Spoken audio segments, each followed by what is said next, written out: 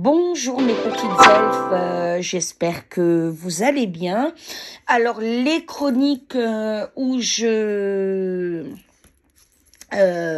interroge des personnes sur des métiers différents reprend. Donc là, évidemment, par rapport aux conséquences actuelles, je vais commencer par le médical. Donc là, je vais interviewer une amie infirmière. Alors, je vous rassure de suite, c'est pas parce que c'est mon amie que l'interview va pas être objective ou que les réponses seront pas réelles, d'accord? Donc, rassurez-vous. Voilà. Coucou.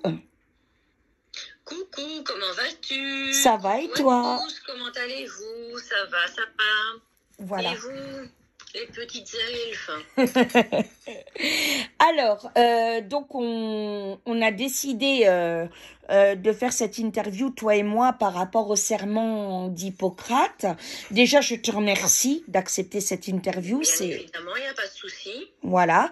Qu'est-ce que donc il y a quelque chose qui nous avait outré. Est-ce que tu peux rappeler les faits? Comme ça, c'est toi qui le dis en tant qu'infirmière. Oui, donc en fait, il y a eu donc en France quelque chose qui m'a outré. Donc c'est un jeune gars, Michael, si je ne m'abuse de son prénom, qui n'a pas été reçu dans un hôpital aux urgences suite à un double pneumothorax, si mes souvenirs sont bons, de ce que j'ai pu voir des radiographies, parce que cette personne n'avait apparemment pas été vaccinée. Donc la personne n'a pas été soignée à ce moment-là. Donc c'est suite à ça que j'ai réagi par rapport au serment d'Hippocrate. D'accord. Alors ce jeune homme s'appelle Michael. Hein, vous vous rappelez, j'avais fait un coup de gueule parce que cette personne avait un décollement des poumons. Enfin, c'était extrêmement grave. Et le pneumothorax, de mes souvenirs. Voilà, c'est ça. Et donc donc j'ai soutenu Olive quand il a demandé absolument à partager.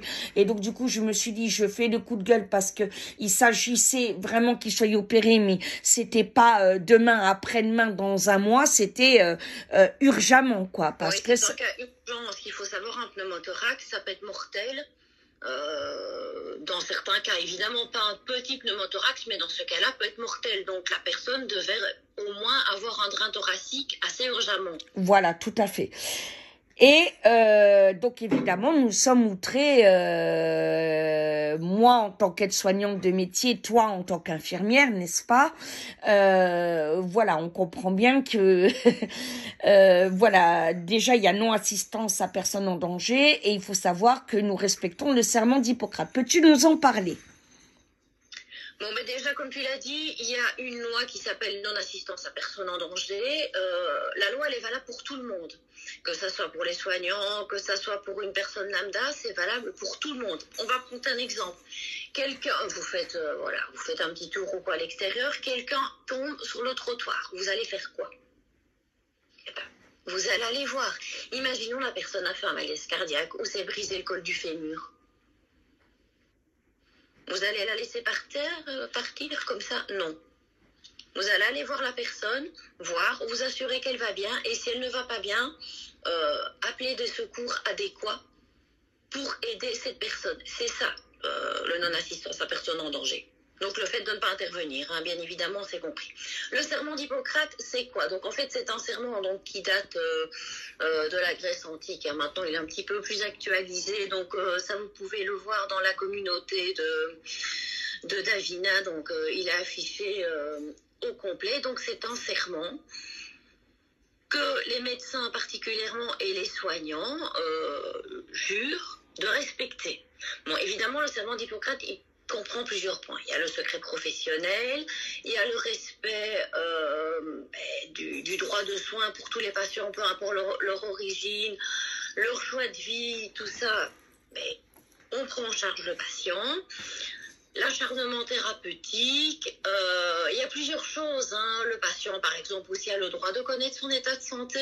Voilà, il y a plusieurs choses. Je vous invite à le relire complètement pour vous remettre les idées bien au clair. Mais ici, dans le cas de Michael. Enfin, moi, de ce que j'ai compris, Olive, Michael n'a pas reçu le vaccin. Et apparemment, l'hôpital n'a pas soigné cette personne.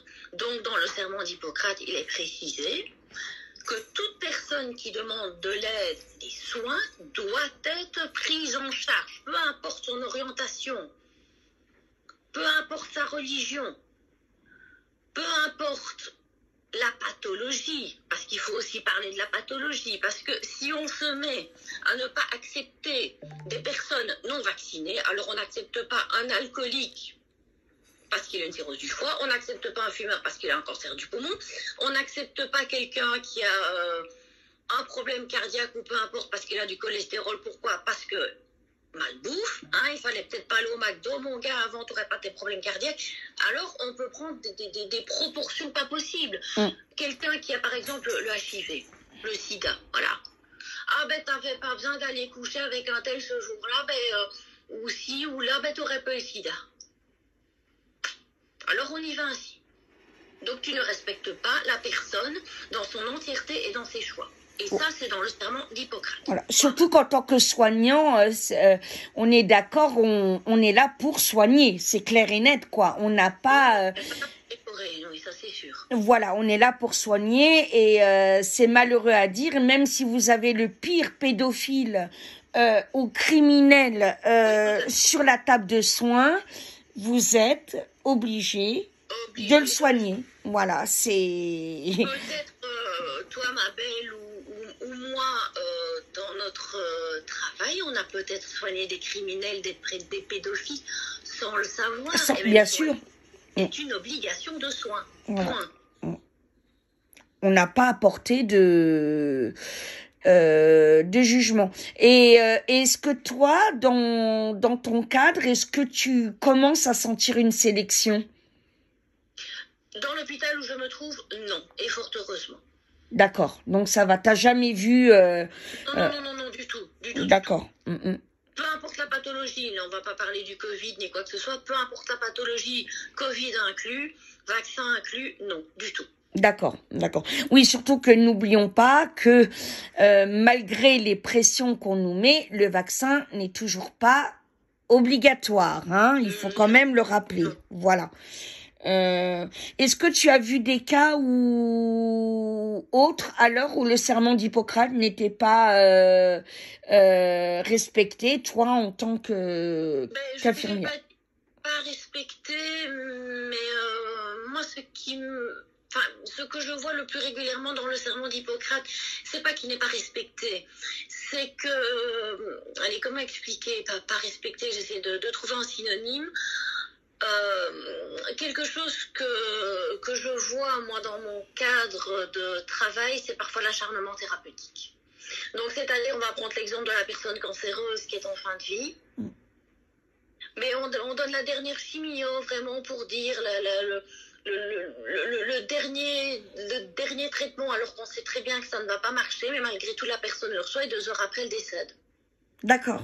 C'est un exemple. Ou alors la personne âgée qui a, je ne sais pas, 85, 90, 95 ans, voire des centenaires, parce qu'on rencontre de plus en plus de centenaires à l'heure actuelle. Évidemment. Et à un moment, il faut se dire, voilà, le corps, il arrive au bout, on va arrêter de mettre 25 médicaments pour le cœur.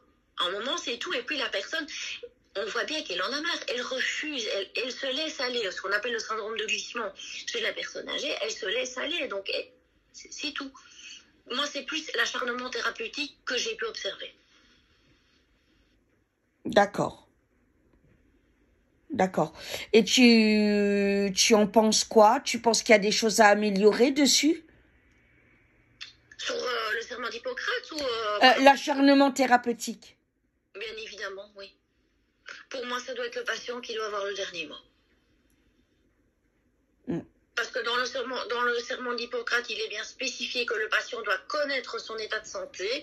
Et si malheureusement le traitement échoue, on va prendre un patient cancéreux, une maladie très grave, échoue. C'est au devoir du médecin, du soignant, de dire, même si c'est très dur à la personne, que malheureusement, elle ne s'en sortira pas. Et alors, c'est au patient à dire, oui, je veux tenter, même un traitement expérimental, je veux tenter le tout pour le tout, ou bien alors, j'arrête mes traitements. Pour moi, ça devrait être comme ça. Je dis bien pour moi.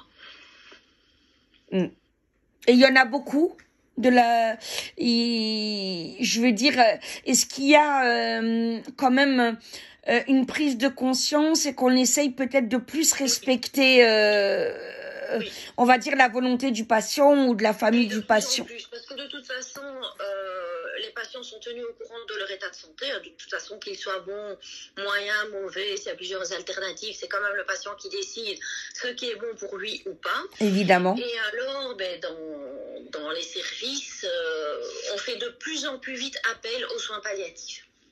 D'accord. Quand la personne est demandeuse, bien évidemment, on ne le fait pas de notre propre initiative. On vient tout doucement en parler à la personne, et c'est la personne qui, bien évidemment, le demande, et le demande bien souvent avant qu'on en parle. Parce que la personne sent que c'est la fin, et voilà, éprouve le besoin de recevoir les soins palliatifs, et nous, on fait les démarches pour faire venir l'équipe mobile de soins palliatifs. Voilà, parce que surtout que je pense que, à mon avis, il y a très peu de patients. Enfin, moi quand j'exerçais encore, il y a quand même très peu de patients qui refusent cet acharnement. Hein. Je sais pas si tu vois les mêmes choses. Énormément. Ah, voilà. Énormément. Il y en a quelques-uns qui ont accepté de rentrer dans des études et de tester des traitements complètement expérimentaux. Pour certains d'entre eux, ça a fonctionné. Malheureusement, pour beaucoup d'entre eux, ça n'a pas fonctionné, mais ils ont accepté de leur plein gré. À ce moment-là, c'est différent, parce que c'est le patient qui le demande. Bien sûr, bien sûr. Et sur le serment d'Hippocrate, pour toi, est-ce qu'il y a des choses à améliorer pour l'imposer plus? Le respecter, tout simplement. Déjà, si tout le monde le respectait, l'histoire de Michael, ça ne serait pas arrivé. Tout à fait. Si le serment d'Hippocrate avait été respecté, ça ne serait pas arrivé. Ce genre de choses n'arriverait pas. Oui, tout à fait. Surtout que dans ce cas-là, bon, c'est très bien, toi et moi, vu qu'on est du corps médical, hein, parce que comme je dis, même si j'exerce plus, je suis quand même aide-soignante. On n'oublie pas, voilà. On sait très bien que le stress aggrave l'état de santé. Donc c'est à la limite criminel pour moi. Je sais pas ce que tu en penses, mais mais oui, et puis c'est vraiment un non-respect. Il y a le non-respect du serment d'Hippocrate, ça c'est déjà une chose. Non-assistance à personne en danger. Le pauvre homme, il vient avec un double pneumothorax, mais c'est une urgence vitale. On le prend, point. Parce que, comme je te disais tantôt, alors la personne imaginons qu'il a le HIV, il faut lui faire une prise de sang. Ah ben non, je ne le fais pas parce qu'il a le HIV. Ah bah oui, mais là après tu peux juger et tu n'es plus une professionnelle. Voilà, dans ce cas-là, tu n'es voilà. Et je vous le dis honnêtement, mon ami a raison. C'est vrai qu'on a peut-être soigné des pédophiles sans le savoir. Hein, je veux dire parce qu'on cherche pas. On est là pour soigner. Voilà. Qui vient pour, allez, on va dire, un gros fumeur qui vient pour un cancer du poumon, on n'a pas à le juger. C'est hors de question.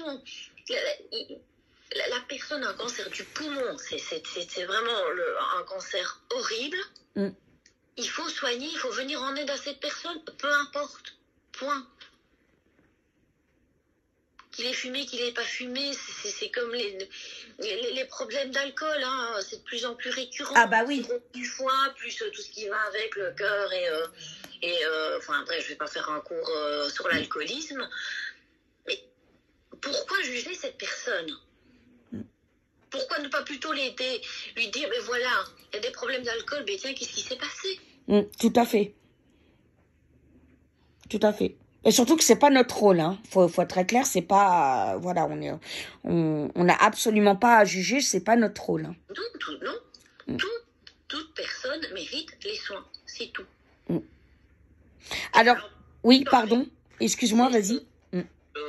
le pompon. Moi, quand j'ai appris via Olive Olive, ne pas prendre quelqu'un en charge parce qu'il n'a pas fait un vaccin, allô, quoi. Ah oui, surtout que moi, bon, on en a parlé, hein, mais moi, ça m'a outré parce que je me suis même posé la question de faire le live d'appel à l'aide que le lendemain.